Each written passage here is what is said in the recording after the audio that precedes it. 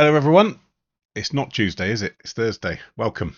We're going to do, as we always do every week, or recently it's been every week, lucky you. We're going to spend the next hour in that piece of software, the one above my head, and we're going to edit your pictures. And actually I've had a request, weird request, we'll talk about that in a minute. So we're going to edit your pictures that you sent in over the last week and a couple of other of those weird ones in Capture One. Capture One being the piece of software that is written by the guys out in Copenhagen in Denmark, and it's a raw processing software which allows us to take the detail and the data that came off of the sensor of your camera, which came through a lens, which came through a filter and all the other stuff.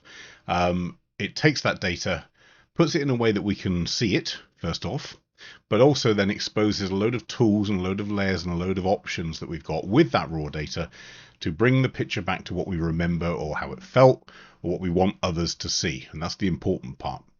So this isn't a session that's going to show you how to create floating unicorns with sparkly eyelids. It's not a session that's going to tell you how to create something that never existed out of AI. We're not about that. We're about taking what you've done, you've captured in reality, getting it enhanced, getting it better, getting it back to what you remember, because there are limitations when you take pictures with your camera around things like dynamic range, which is how bright and dark the camera can see something at the same time. Nowhere near as good as the human eye at the moment. And things like color reproduction and the quality and the temperature of the light. All of those things have an effect on a difference between what you captured and what you saw. And what we're going to use the software to do is to get it back to what you saw through your brain, through your eyes, and get the camera to match that. So for those of you that have not been on here before, if you are looking for Lightroom, wrong channel, it's that one, Capture One. If you do not know what Capture One is, then I would suggest going to captureone.com. You've ended up here somehow, so you obviously have some sort of interest in editing images. Go to captureone.com, you will see the product lineup, you will see the different versions that are available.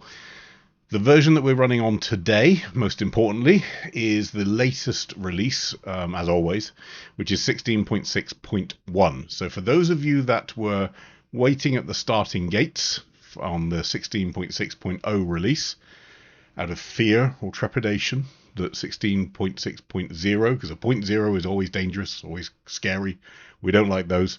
For those of you that were waiting for the 0.1 release, that came out this week. And it includes that stuff. Actually pretty minor, in fairness. So for a 0.1 release, quite often you'll see like a several page listing of bugs and changes and issues and whatever that have all now been fixed. 16.6.1 seems to be quite a minor service release. Nothing major really cropped up. I saw a few people having a couple of issues, but it seemed to be either computer related or there was one particular issue which Capture One did need to pick up on. So that's the list of bug fixes.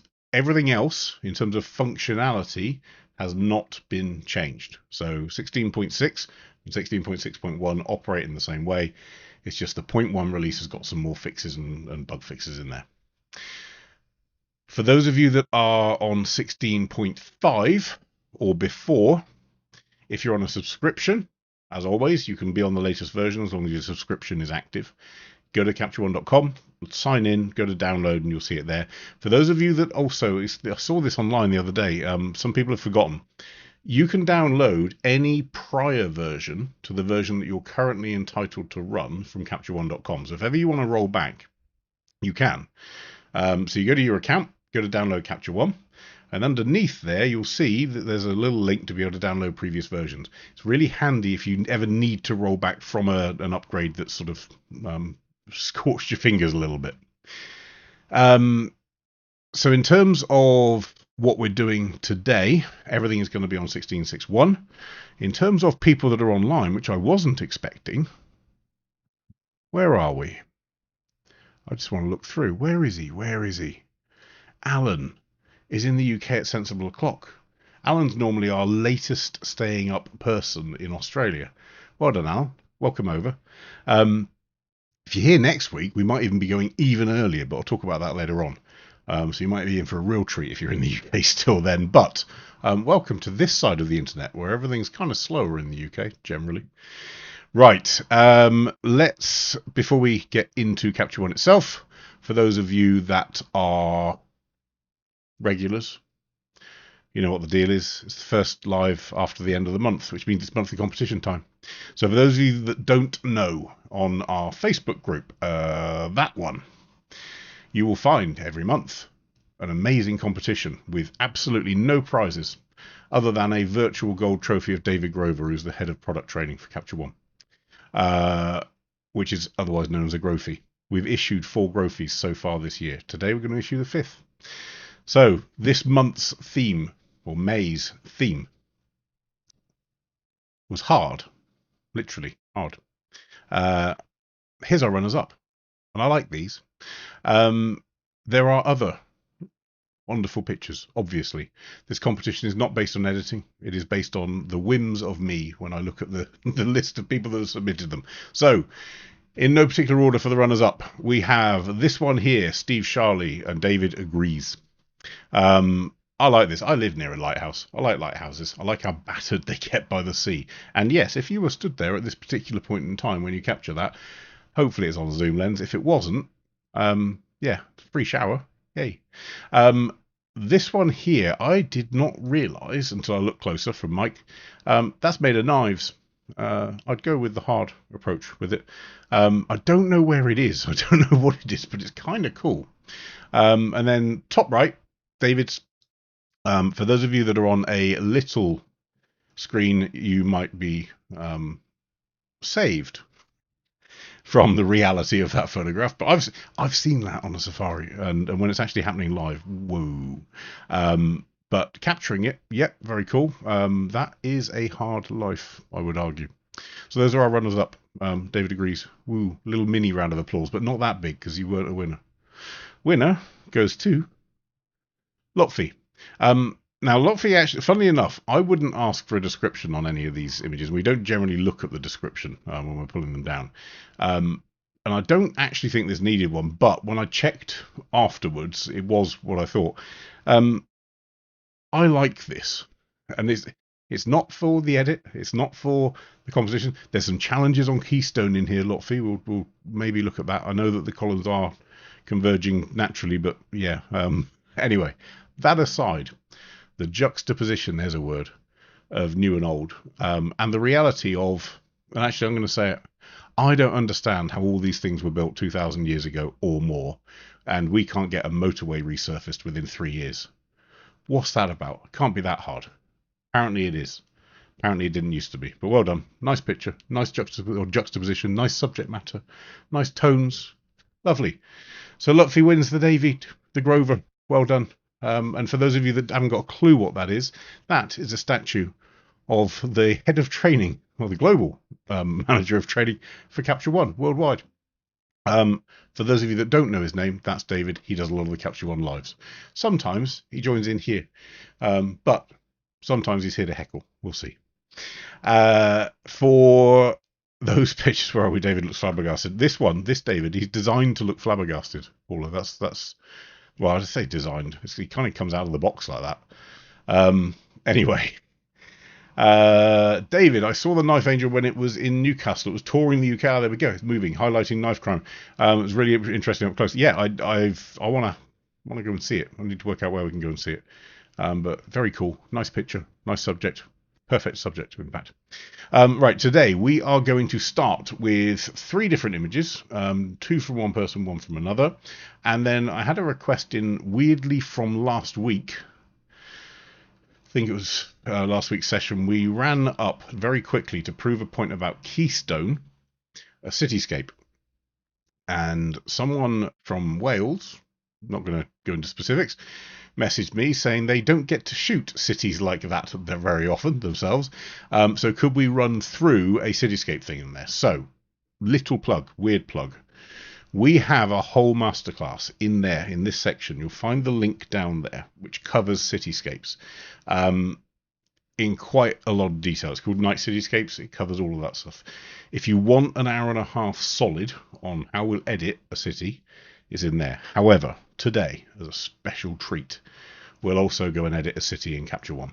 This being Capture One. Hooray, we're in. quick admin thing before we get going. How do you get your pictures across? Ready for next week's session. Go there. Send in your RAW file out of your camera, or send in an EIP file like some of these are. We'll talk about that in a second. And we can pick that up through your WeTransfer link. So paulreeferlive.wetransfer.com. Upload your file, include your name. Otherwise, we don't include your image. It's very simple. Upload and include any issue you've got, any description you've got, anything that you want answering. Put it in with your file, and we'll pick it up, and hopefully we'll get through as many as we can in next week's session. So go there, upload your file, and you can be on here too. People that are on here this week, this one's a Gorg one. So this is an EIP, and I just want to do a bit of a repeat of exactly how to get to an EIP.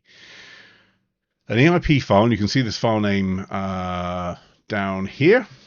An EIP file is a packaged version of a RAW file. So what Capture One has is the ability to open up many different types of RAW file. It can open up from different manufacturers, from different versions, from different models and whatever. So it gets very confusing when you've got lots and lots of different things flying around if you want to share them with retouchers and so on, because you can't really embed any data or any detail in the RAW file. Some people choose to do it through an XMP file, which is what's called a sidecar file. So what that does is it takes the alterations and the adjustments that you've made, saves them off into a separate file, and you can give a retoucher those two files. Or in Capture One, you can literally create a little package which includes the RAW file, the original file, and all of your adjustments, and you can hand that to someone, whether it's a retoucher, whether it's a friend, whether it's a colleague, whether it's me, and you're uploading it. And you do that by going export and export original files. You can also do it up here, and you can do it on the export tab. But if you right click on any file, export original files, and you will see in there, we could put in there testing, whatever, and under downloads, that's in my downloads folder, testing, and we can put in there an image name, and then I don't know, what should we call it, for Paul, something like that. Okay, this box is really important, export as EIP. So by ticking, without that box ticked, you can choose to include the adjustments, and that gives you your little sidecar file. But if you click on the export as EIP, it automatically includes the adjustments, and it's going to create one file. And it's that one file that we then pick up here, or wherever you sent it. And that could include several different variants of the same RAW file. It only includes the RAW file once, but it includes all the different versions. So if I've done 10 different versions of this, one in black and white, one that's panoramic, one that's vertical, whatever, I would open that EIP file and see the whole lot populated all the way down here. It's wonderful. And that's how we transport stuff, single file at a time, if you choose to, between people. If you're doing it differently in big batches and folders, then use sessions or catalogs and whatever. But for an individual file, it's the perfect way. Keith, recent masterclass is invaluable to me when I was in Scotland last month with blue skies and some clouds. Yeah, so the last masterclass we did was on midday sun and high contrast scenes. And yeah, that can be a challenge. So nice. Good to hear, Keith. Jono, if you open a TIFF file that you have been editing in Photoshop, export with Capture One recipe, is there any noticeable image quality difference? Should you sharpen only in Photoshop? There's about 25 questions in one, Jono. Right. Let's answer that in a weird way, but I think we'll get to where you want, because the answer is... Jono's question. Right. The answer is it depends on how you do it, frankly. So if I took this file here from Gorg and I wanted to export it, I'll use the export tab, but you could just use the export dialog box. It's the same thing. In my TIFF file here, let's just get rid of that one. And I'm going to put in there, I don't know, edited as a subfolder. So I've got my location information, which I can save as a recipe as well up here, and that can become automated. So forget that for now. Naming the same. This format and size, and actually this is where I've been playing around to demonstrate something before. This is what will determine the quality of the translation into Photoshop or whatever else you're using to edit. If I were to set this as a TIFF 18-bit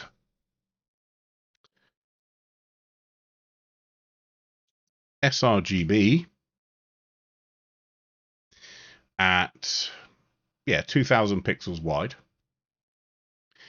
it'll look a bit rubbish. Why? Because well, in fact, it depends on the camera that it came from, but let's imagine this camera had a 14 or a 16-bit RAW. The color space and the range of colors and tones is huge.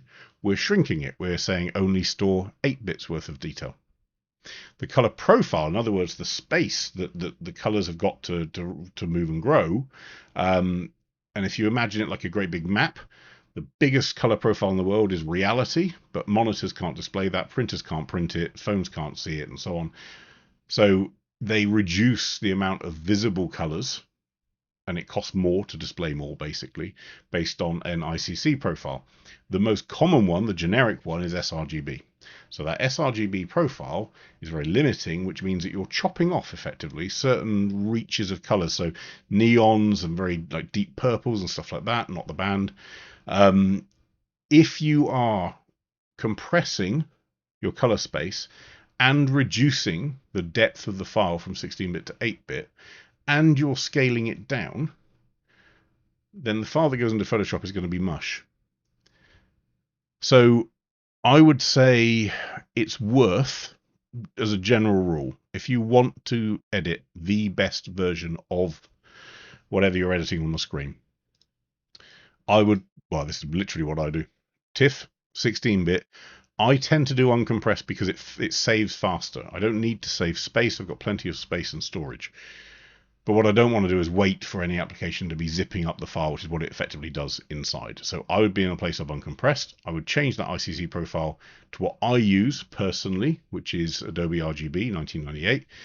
To me, it's a great compromise because all printers can pretty much render all of those colors. Something like P3, something like ProPhoto and whatever, you're going to have limitations when it comes to the monitors that you're using or the printers that you're using. So yes, it's a much bigger color space. Yes, you're starting from a better place, but I would struggle to argue that it's easy to edit a file the way you can't actually see the colors that the file contains. And then width, don't do this. Just leave it as fixed 100%, not 200%, 100%. Then, and this is the key part, I think, to some of the question that you were talking about, Jono. When it comes to output sharpening and stuff like that, if you're going into Photoshop, and I'm going to tick on show all options because there's a lot more options in here. This here, your output sharpening, Capture One will intelligently do it based on your output size, based on a prescribed viewing distance for that size. It's very clever at doing it. It does it automatically. You don't really have to think about it if you set output sharpening for screen. However, that assumes that you're always going to produce it at, in this case, if it's stuck with what I said, 100%. But I might want to crop in Photoshop. I might want to stretch bits in Photoshop. I might want to, do some distortion. I might want to do some healing. And if I've done a load of sharpening that's baked in the output, there's a risk that when I make those changes, they become unsharp, and then I'm stuck because do I get Photoshop to do another layer of sharpening over the top? Do I do some selective sharpening, or do I just live with some mushy parts? Don't know. So I would personally leave this when I'm editing as no output sharpening. Go into Photoshop, make all your changes, either come back into Capture One as the final TIFF with those changes, and then do your outputs based on whether they need to be TIFF, JPEG, or PNG, whatever you want, and put output sharpening on them. Or if you're going to go out of Photoshop, then do your output sharpening in Photoshop. But I would do the sharpening, your output sharpening, last based on the size of image that you're actually producing. And the key thing here, if you think about what I just said here, for your first export into any pixel editor, forget the word Photoshop, any pixel editor, you want the best possible output to be editing with, right? Which, in my world, is a 16-bit TIFF, uncompressed Adobe RGB. The resolution really doesn't matter for screen, but this scale fixed 100% is. Okay, hopefully that answers that, Jono. If it doesn't, yeah. If it doesn't, I'm not sure what to say. Right, Paul, when you are exporting, you can you see any profiles added as well as all the edits, printer and paper profiles? If you mean if you have added a profile, uh, the answer is I don't know, Paul. Actually, it's a good question. I believe it would be carried across within the EIP. I'll tell you what. After this, we're going to test it. There we go. We'll test it and see. So you're talking about if you've loaded in a custom profile. So, for example, if I go into an export here and I were to change this ICC profile to some other thing, or even a CMYK output, so for 4-color press, does it build that into the EIP if the other person's computer doesn't have that profile? That's the key part. So will it build it into the EIP? Yes, it can, but it won't necessarily if it doesn't have that profile on the computer. That's what I want to check. I will check. I will come back to you. We'll come back to you next week. It's a short answer. Jim, did we decide to stay with WeTransfer? At one point we were changing. So for projects, a little insight for projects behind the scenes, we have moved from WeTransfer. We use Smash instead now. Which has got lots of whizzy bells, but it's got a few things that are missing, and that's why we've kept with WeTransfer for these sessions for the moment. I'm not the biggest fan of WeTransfer, but it does work for now, so we're going to stay with that. Where are we? Right, we are caught up on questions. Okay, so this shot from Gorg. It's nice tones, right? Normally, I give Georg a hard time for his masks, but in this case here, we don't actually have too much of an issue. There's a Luma range on here, which is done quite nicely. I would argue that possibly Georg, you could have refined that a little bit more, so I'm just going to clone this version so that we know that I'm editing it. And if I go into this mask, you've used the Luma range to only select the brights and the midtones and slowly taper off. If I were to go to refine mask here, it's going to have an effect, but it's still going to only do it when it falls within the Luma range. And I'm in a slightly different place, which is I want to rasterize that mask. I want to fix it. So that's now stopped the Luma range, and it's now said this is as if I drew it individually. So it's almost like I've gone in with a brush and individually drawn each of these leaves. But now when I refine, you notice how different that mask is. And it's because it's no longer constricted and constrained by the Luma range. It's now looking for similar pixels and it's spreading slowly throughout the image. And all that does is it just gives me the ability to soften the effect. So I'm pressing M on the keyboard, remember, to get my mask up. If you want the grayscale mask, so get rid of the picture and just show me the mask, Option and M or Alt and M on Windows. And if I look at this mask here, I'm going to go in a little bit tighter to sort of 200%. And I look here versus here. Do you see the difference? Let me just pull the two up, top and bottom. To pull two images up top and bottom, you're going to hold down the Command key or Control key in Windows to choose two variants. I want to move around, so I'm going to choose my hand tool, or H on the keyboard, or spacebar. And I want to move both of them at the same time, in parallel. Wherever I move one, the other one goes. So I hold down the Shift key with my finger on the keyboard. Shift, and as I move now, the two will move in parallel, or in tandem. Now, if you look really carefully, this one here has a really hard fall off where something doesn't fall in to the Luma range. And it's really subtle, but you do notice it.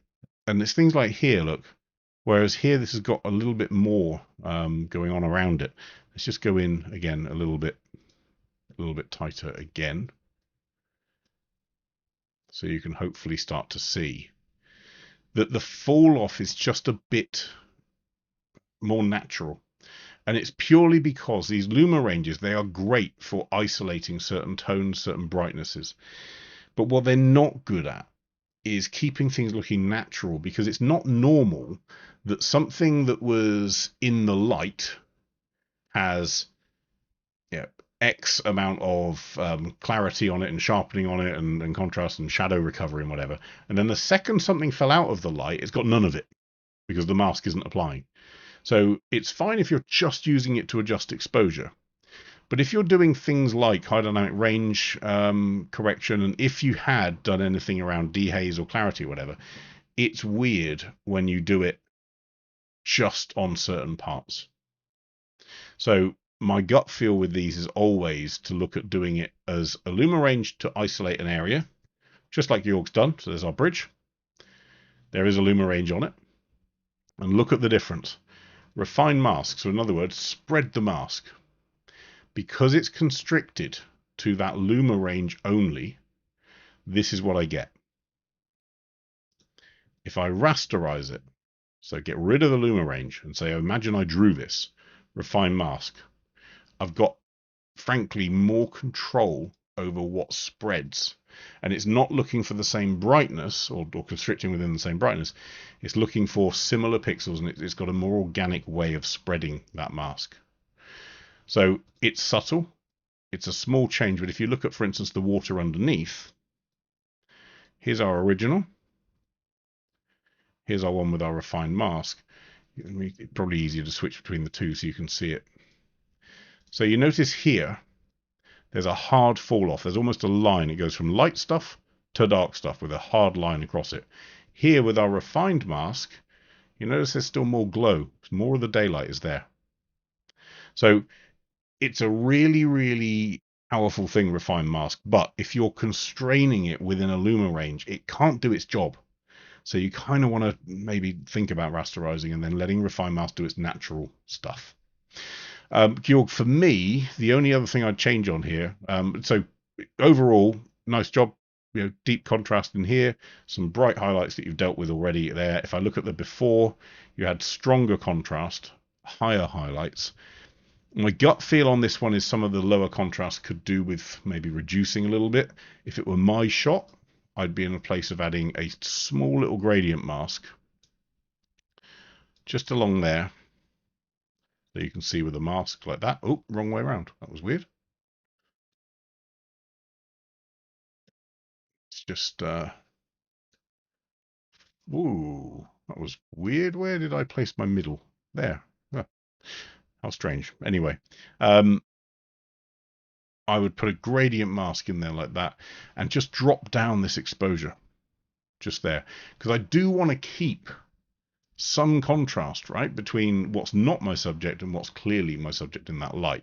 So that's just the only change I would make, which is going from there to there, just to push that focus there. The other one is crop, and it's one where I get what you've done with the keystone. We've got a huge, and people are probably surprised now when they see that, quite a huge skew on it. My gut feel is it doesn't need to dip down quite so much in this corner. So I would be in a place of, if I look at our horizontal keystone, maybe pulling this one down a touch, keeping that bridge level, but it gives me just a bit of headroom up the top, just a bit. It just feels that this has been skewed too much, if you see what I mean. So, this tree here is leaning over. Maybe we need to get the bridge a little more straight. Let's just do that quickly there. But I'm not convinced things are leaning quite so much as we think. If I look at that bridge and put a guide up, let's just go back to here. That's pretty upright there. That's pretty upright there. It's just you've got a bit of perspective on it. And if I now compare to here, this feels like it's sort of been pulled in a weird way. So I'm in a place of, this is probably a just slightly more upright version, I guess, for want of a better phrase. And then we could probably move that up there just a bit to give us a bit more of that breathing room back. Yeah. So that's where I'd be. But they're minor tweaks, Gorg. It's a nice shot. Next one, Thames Barrier. This is taken actually with an iPhone. So it's an iPhone, I think it said 15 Pro. Yeah, the back camera. So we're limited on size, but it's been saved as a RAW. So in your iPhone, Top of the camera app, normally if it's not displayed, it's in your settings, but you can choose Max RAW as an option, and it will save it as a DNG, or you can export as a DNG out of Photos. And we get access to all the same tools that we would normally have for any other RAW, but from your camera phone. So if I look at the original on here from Gorg, go from there to there. Not a bad edit, right?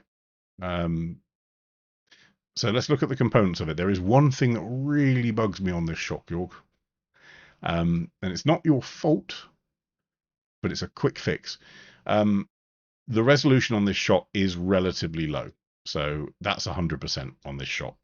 We're quite limited in terms of what we can do. Originally, I thought maybe this blocking here might have been a luma range. It's not. It's just part of what the sensor has recorded. So no issue there. This dude. So it's a bird. It existed. It was there. Fine. And we're not a big group of people that are up for deleting nature. I get it. We love nature. Everyone does. But not that bit of nature. And I'll tell you why. Because it doesn't look like a bird. Because it's such a small set of pixels, because it's not clear, and because it's slightly blurry as well where it's moving, this just looks like a fleck on the paper. And if I print that, it's not going to look like a bird. It's going to look like an annoying bit on the image. If you're going to shoot things with birds in them, make sure that they're clear that they're a bird. If you're shooting on a low-res sensor, like the current series of iPhones, well, in fact, all camera phones, none of them are particularly high-res, and where they are high-res, they're a weird pixel shift thing. But anyway, that's a whole different debate. But if I'm shooting something that's relatively low res, just be careful that the small details don't fade out into looking like a mistake rather than looking like a smaller version of what it was.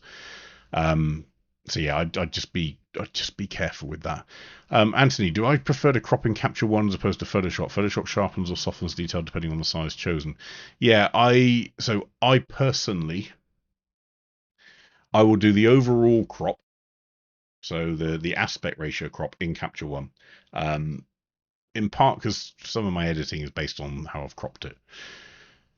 But resizing and stuff like that, and resizing out for digital and resizing out for print, typically it's a Photoshop affair. And the reason being because sometimes I'll end up doing some distortions within Photoshop that you can't do in Capture One because of things like, if I go into our crop here, without going outside of the crop, oops, didn't mean to do that.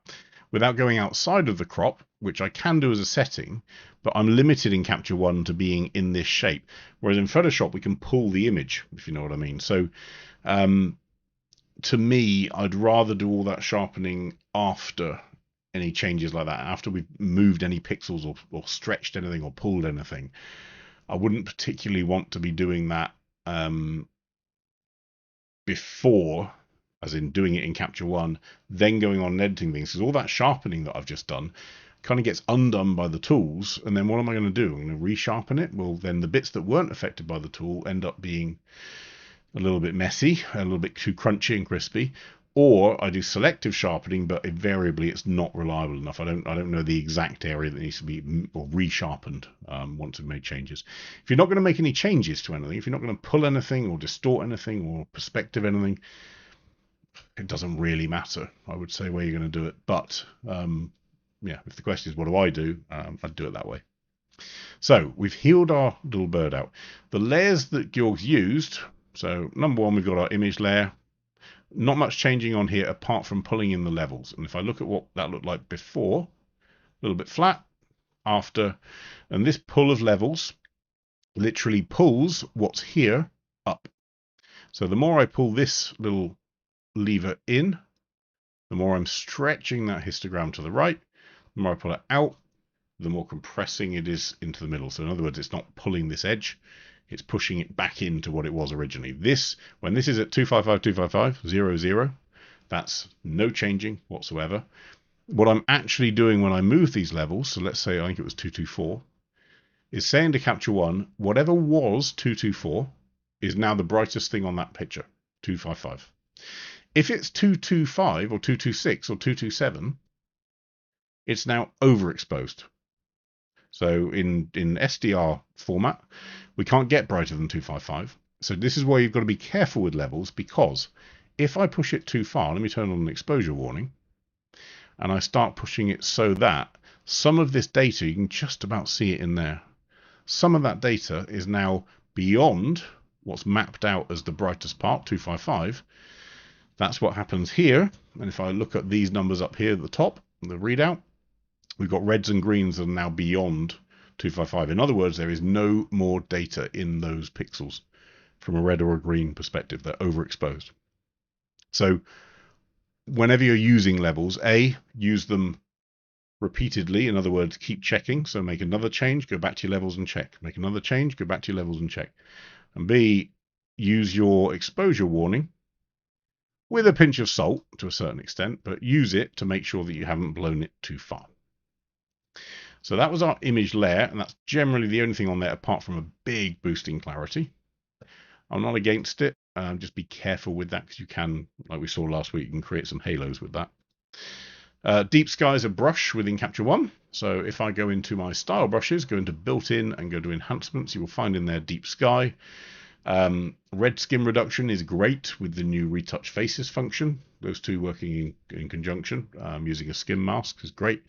Soft flare is a wonderful one as well, but in this case, Deep Sky. And what Deep Sky does is it almost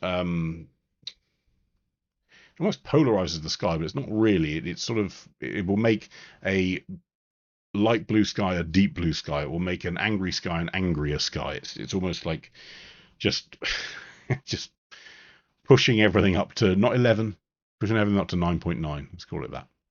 Okay, deep water. So I'm going to guess that Gorg actually used the Deep Sky mask and renamed it for deep water, but I don't know. This layer in itself, the only thing I would be conscious of in here, I mean, the Thames isn't a lovely blue river, right? It's pretty brown. I've never seen it any other color than brown.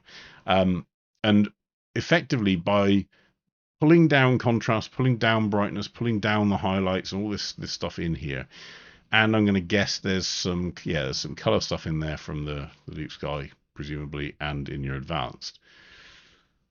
It just feels like it's got too muddy, a bit too dark. So I'd almost be in a place of just backing that away, maybe to, I don't know, maybe to 60-something%. Just so it's not quite so up there. Not quite so strong. Got a heel layer for our bird, and then the final one. One thing that is great with the Thames Barrier, and I remember this on a school trip, they've got these great big bright yellow arms, these crank arms, and these walkways that go across. And I just think that color pop in there, why wouldn't we use it a bit more? So I'd be tempted to use our AI brush, pick on these. It doesn't matter that I've got other stuff within my mask. Okay. If I want to, I could delete these white bits. The AI eraser is not going to be specific enough, so instead we'll use the magic eraser, sample entire photo, really low tolerance, and we'll choose this white area. There we go. So magic eraser is a little less computational than the AI eraser, but in this case here it does a really good job. I'm going to refine that mask. So let's go to grayscale mask so we can see. Just by a little bit, that's enough. Apply. And then specifically, I wanted to pick on this color and this color. So I go to my color tab, make sure I'm on the right layer. This one, we'll call it yellows. And if I'm not sure what color it is, if I click on this little picker, it'll take me to it. That's definitely yellow. If I click on here, it's in this orange. So I'm going to increase the saturation a little bit, only on this mask and only on this layer, remember. Increase the lightness a little bit and maybe even shift it to be a little more yellow. But yeah. And then on the yellows, this arm here, I'm going to increase their lightness a little bit, touch more saturation. And all we've done, it basically is just giving it a little pop. Just from there to there. Not a lot, but it's enough where it just adds something to an otherwise very murky and grey image, because the rest of it, there's not much really we can do with it, Gorg. It's pretty good. Cool. So yeah, from there to there. Nice edit. Roger. Um, wow, you have a lot of hot pixels on that sensor. So if you weren't in last week's session, you will not know this, but we talked about single pixel noise reduction. So in your details tab, under noise reduction, you will find a slider called single pixel. Now, clearly, it was Roger, wasn't it? It's Roger's picture, yeah. Clearly, Roger has already decided there are a lot of hot pixels on here because he slid that up to 100.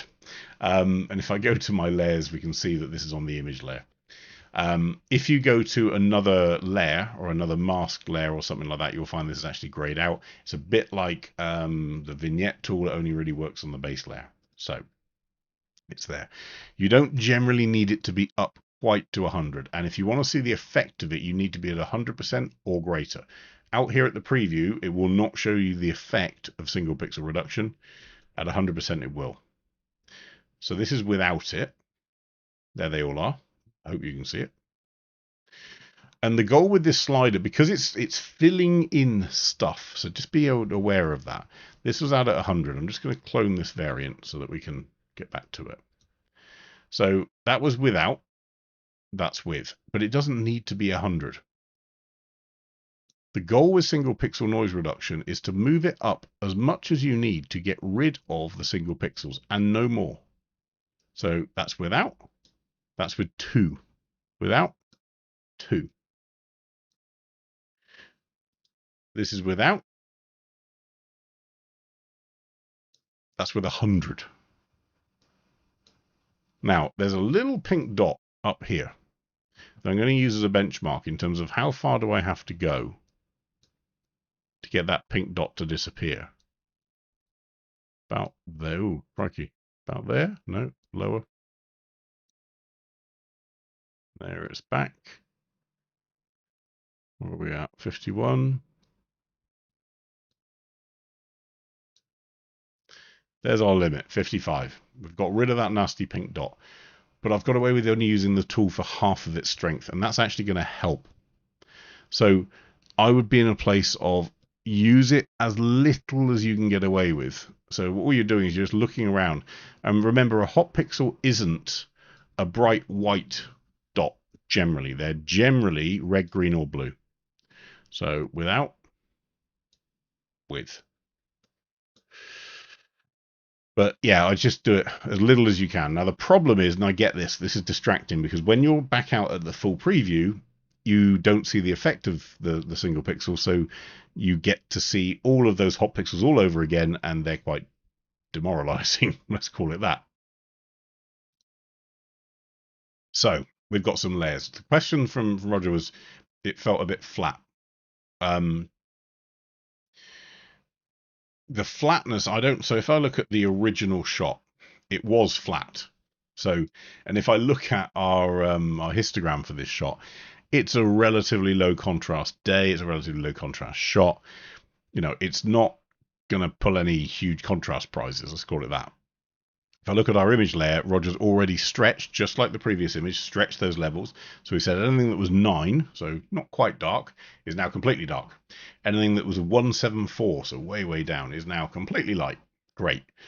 And that tool in itself, just on its own, changes us from, oh, sorry, I'm on before, from here to there. So it's certainly lifted.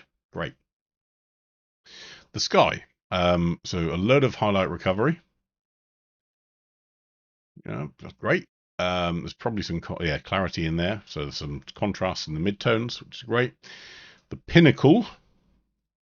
So this one out here has got a huge amount of clarity in there, huge amount of structure in there, and a little bit of a contrast boost. The sea.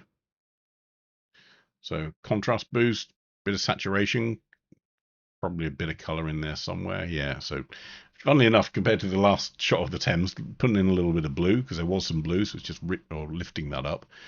If I look in here, God, those pixels. I would be tempted, Roger, honestly, to see if that is expected for that camera. So it's a Lumix, I think. A 20-second exposure shouldn't really be delivering that many hot pixels on that sensor. I think there's something, either it's overheating or there's something going awry. They could do something called mapping within the sensor that can get rid of it in general, because that's going to be distracting, even when you can edit them out. Right, there's a healing layer in there. The first mountain. So again, we've got a shadow lift. So it's this part in here. So a shadow lift, great. And then a huge amount of clarity. And then the second mountain, we've got a huge amount of clarity, a shadow lift, spot the recipe, and also some dehaze. Now, I would argue that dehaze isn't really pulling its weight.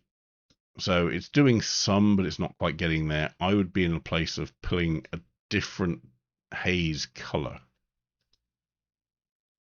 to get rid of. Just picking around to try and find one that works for us. And then, I hate to overdo clarity on this stuff, but you kind of need to. Now, here's a fun one. Bearing in mind, as many of you know, my challenges with Luma ranges. If you want to be really, really picky on something that you want to create some extra contrast in, the problem is here. Look at this orange bar as to where these tones are. Here, lower 1/3.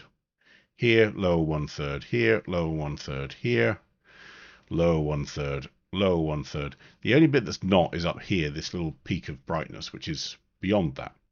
So we know we want to darken these bits that are in the lower 1/3, but separate them from the other bits that are in a slightly higher lower 1/3. So my temptation would be create a new layer, AI brush. So we're only selecting that mountain. I'm going to zoom in a little bit just so I can see. And then I'm going to select a Luma range, bearing in mind what we've said, how evil they are. But they're not. Because what the Luma range does let me do is choose only the darkest bits and softly fall off to the bits that aren't so dark. So if you think about it, everything from 0 up to 48 is included. Everything dark. Go even lower, actually. And then it slowly falls off until about 110, where it says, right, I don't care about you anymore, maybe even 120. So it's a soft fall off. And if I look at the grayscale version of that mask, you can see how that's worked. Yeah. I'm now going to rasterize that mask, and if you can guess where we're going, we're going to refine it a little bit just to smooth out some of the edges. Now with that mask, unlike with all the other tools, I can now literally pick on an exposure and just darken just those dark parts. So just the bits that I highlighted in my Luma range. And if you see the difference between there and there, and this is why, for those of you that remember, when Dehaze came out, I've never been a huge fan of the one-stop shop Dehaze. Those of you that will remember that time will remember that sort of statement, very diplomatically put, I think, at the time. Dehaze does a lot of wonderful things within one tool. It's playing with clarity, it's playing with contrast, it's playing with curves, it's doing all this stuff. But even if I ramp that up to 100, and if I do, I also get some downsides. I get artifacts and issues. There is a risk that I push stuff and it becomes artificial. Whereas choosing a tone or a range of tones in a Luma range, soft fall off is your key. And then pulling down their exposure, you can, and in fact, we can even use contrast just on those darker bits. But look at the control that you then have in comparison. Sorry, let's just come out of there. So to me, this bottom one's got so much more detail and texture and cragginess, if that's a word, that's the tool I'd use rather than relying on the relatively automated versions of clarity and dehaze and so on. You're just going to have to get playing with Luma ranges and curves to do it properly. The other thing with this, just to flag, if I look at our before and after, I think some of the noise reduction has actually lost us some detail. So let's just check where it is. Yeah, it's in here. I would be tempted to just back that away slightly. Yeah. I don't think we need to worry about the rest of it. There's a little bit on these two separately. Yeah. I'd just pull this back a little bit, to be honest. Because you are losing a little bit of detail as a result of all that noise reduction. And remember, single pixel can also lose you some of that detail. But to me, that's where I'd be. If you want that to be really sort of punchy, you're going to need a different tool on that second mountain. The first one, ironically, as a result of it being so rich, it almost makes the two look like they're not meant to be together almost. So I'd actually be in a place with this first mountain, going into our exposure tab, go into saturation, and rather than upping it by 10, I would pull it down by maybe 15, just so we've got a bit more congruence, love that word, between them. Okay, so now on to our fun request, City.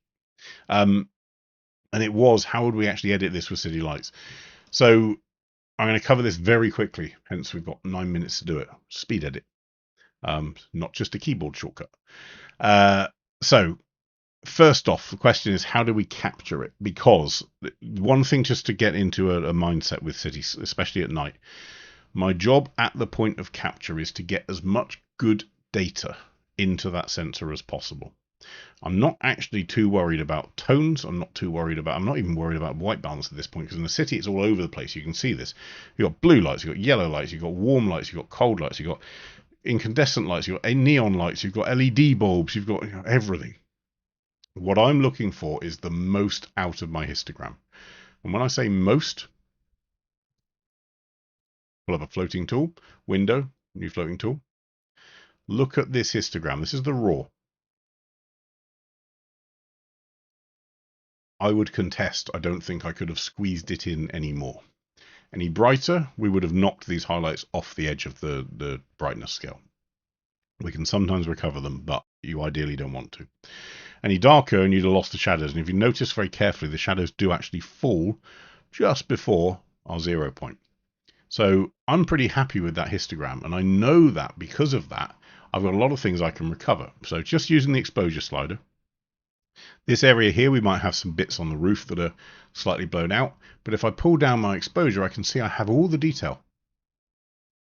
So I'm not worried. I've got all the detail in there. Then the next one, what about in these shadows down here? Well, I'm missing loads of stuff down here, but if I pull this up, we've got all of that detail. So by focusing on our capture at the time, and that's what most Cityscape stuff is about, is making sure you've got the best data. And the best way of measuring that is to look at the histogram on the back of the screen. Do not look at the brightness of your screen, because at night, your camera, even at its lowest setting, is going to give you a false sense of how bright things are, because everything else around you is dark. So don't rely on that. But what we have got in here is a huge dynamic range, from very bright to very dark. We've got traffic trails, we've got color in here, we've got skyscrapers, we've got towers, we've got everything. This is where the high dynamic range tool does come into its own. This isn't for levels. This isn't really for curves either.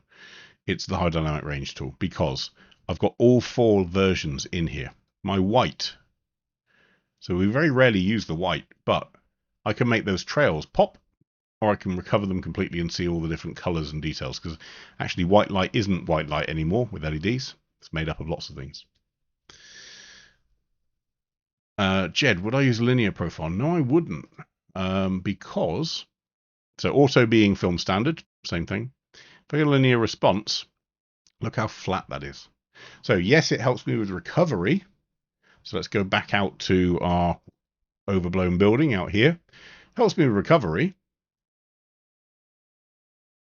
But I don't want a recovered image for a cityscape. I want something that pops, something that's exciting, something that I'd like to look at and make me feel electric and whatever else we want to use as a weird descriptor.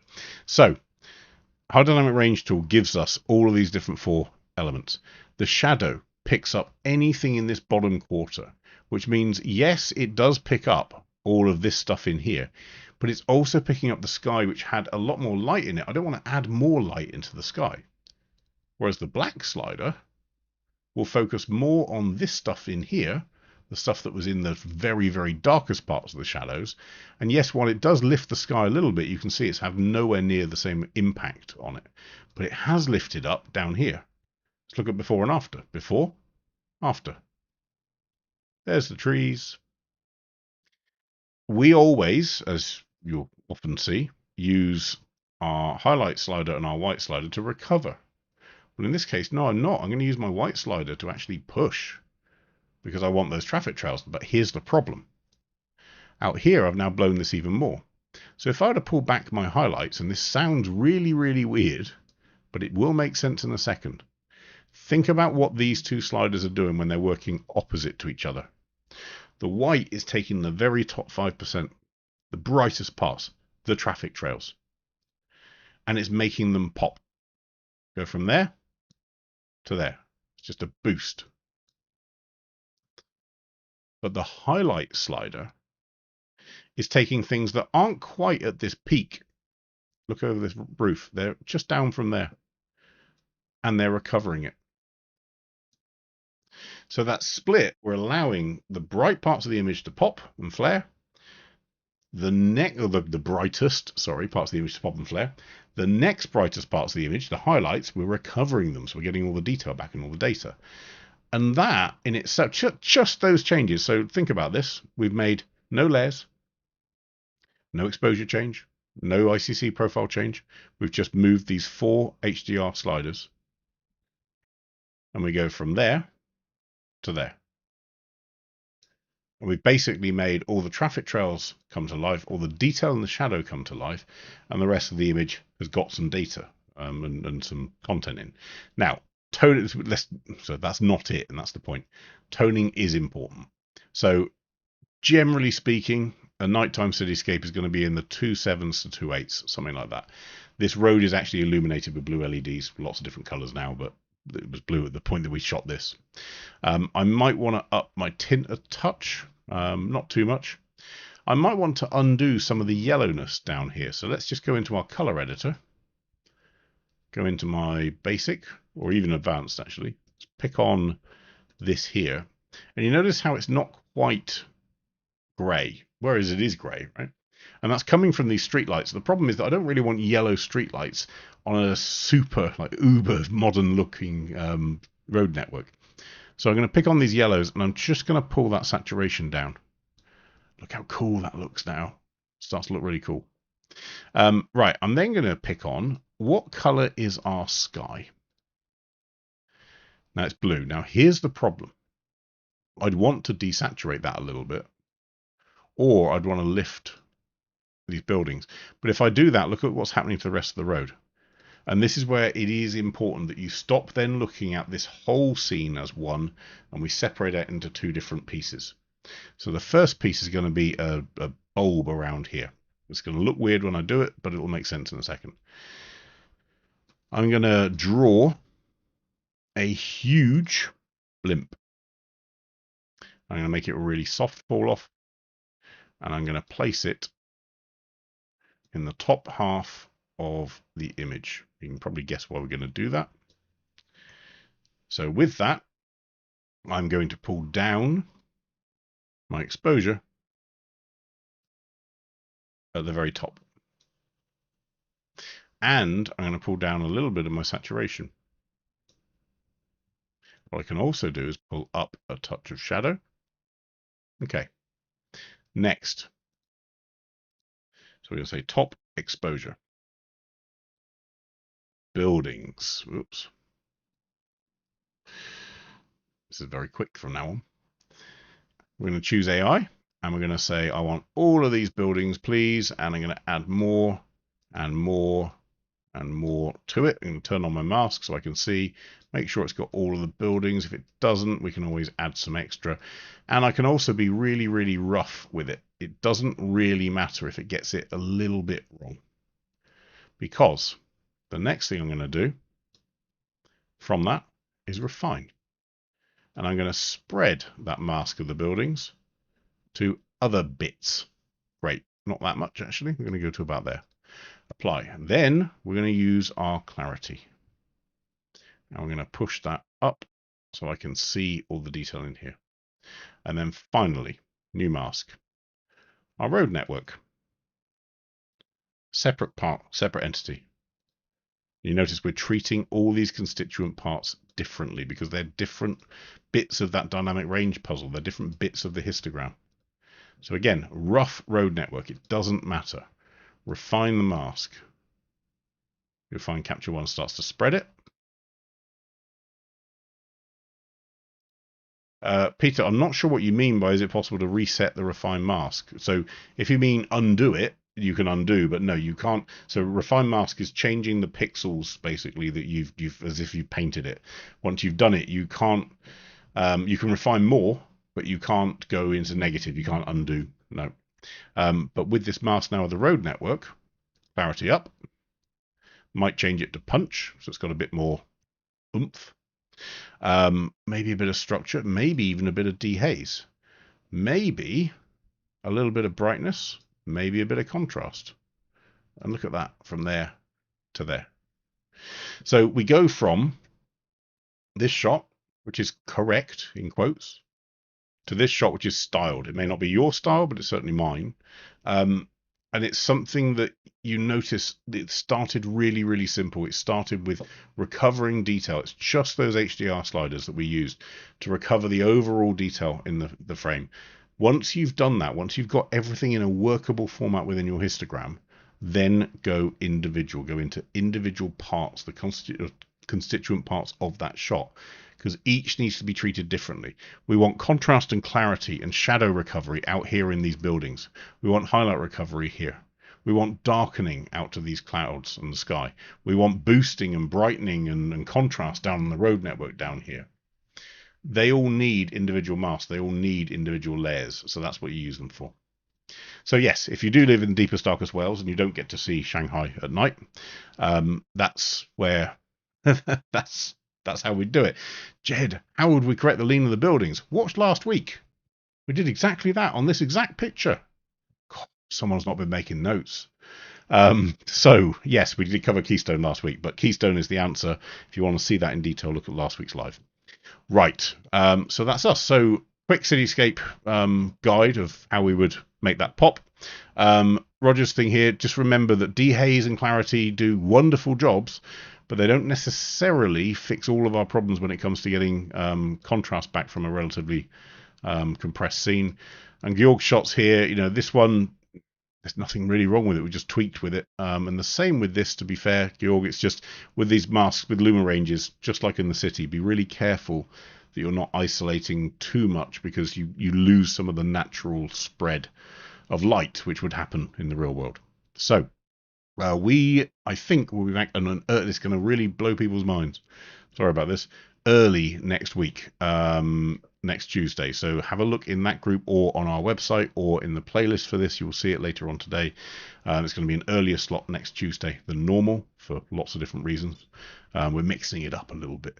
But between now and then, send in your files via there. You now know how to package up an EIP. Get them across. We'll have a look at them. We can edit, we can fix, we can play with, we can debate.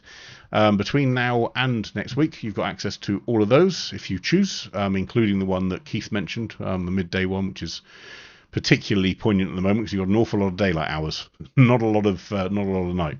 But between then and now, look after yourselves. Keep an eye out on the playlists, and we'll see you then. Cheers. Bye.